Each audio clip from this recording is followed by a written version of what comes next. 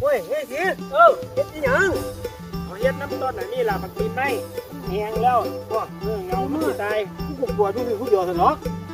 ไว้ก็ยุบพี่ละเมื่อบ้านก็เขาจมเขาหายอยู่จมหายเนี่ยตัวเนี่ยจะถามเจ้าอยู่เลี้ยงลูกเลี้ยงเมียนี่ล่ะ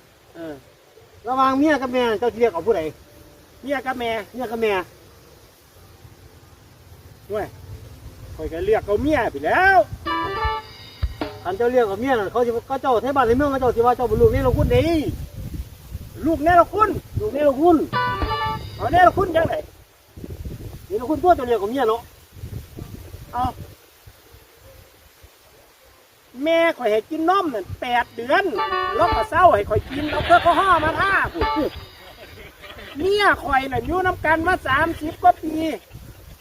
คู่มือนี่เขายังให้ข่อยกินนมได้อยู่ว้ายบอกว้ายข่อยจะเอาเมียข่อยบนตัวพ่อเธอเรียกเอาเมียเนาะเนาะแล้วก็ที่เรียกเอาเมียให้กันแล้วครับเจ้าแบบนั้นเห็นไหมน่าแปลกไปเลย